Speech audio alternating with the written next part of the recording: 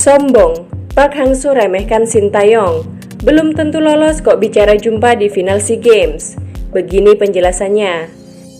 Tapi sebelum lanjut jangan lupa subscribe, like, komen agar kalian tidak ketinggalan berita dari RM Sport. Kalau sudah subscribe, mari kita lanjut.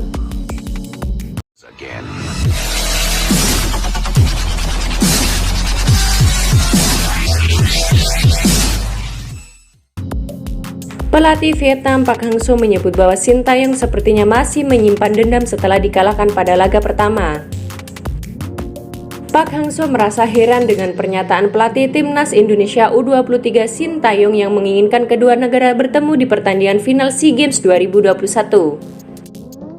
Sintayong menganggap performa timnas U23 mengalami peningkatan setelah melalui 3 pertandingan, meyakini tim besutannya tidak hanya melaju ke semifinal, tapi juga partai puncak.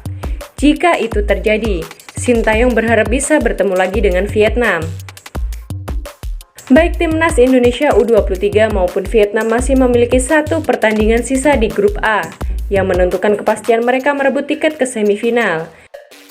Timnas Indonesia U23 akan menghadapi Myanmar, sedangkan Vietnam bertemu Timur Leste.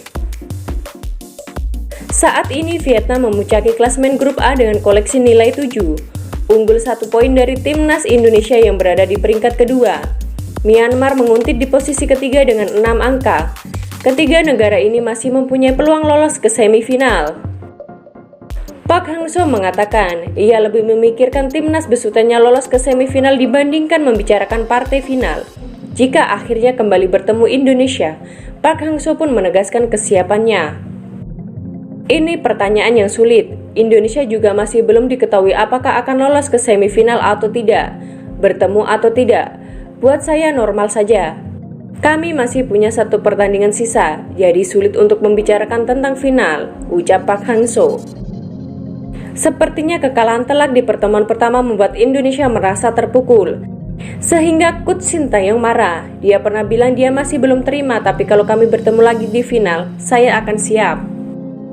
Park Hang-seo menambahkan, performa pemain Vietnam ketika mengalahkan Myanmar 1-0 tidak sesuai harapan.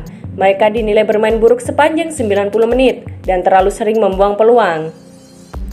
Saya pikir kami bermain jelek tidak hanya di babak pertama, tapi juga di babak kedua. Banyak penyebabnya. Menurut saya, operan antara pemain tidak berjalan bagus. Pergerakan tidak seirama. Ada beberapa situasi di mana pemain harus tetap tenang, tapi mereka tidak melakukannya, beber Park Hang-seo.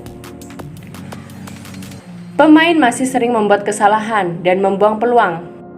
Mereka perlu belajar dari pengalaman agar semakin matang. Untuk pertandingan berikutnya, saya tidak tahu apa yang akan dilakukan tim lawan, tapi biasanya mereka bermain bertahan, dan saya sudah mengantisipasi kemungkinan itu.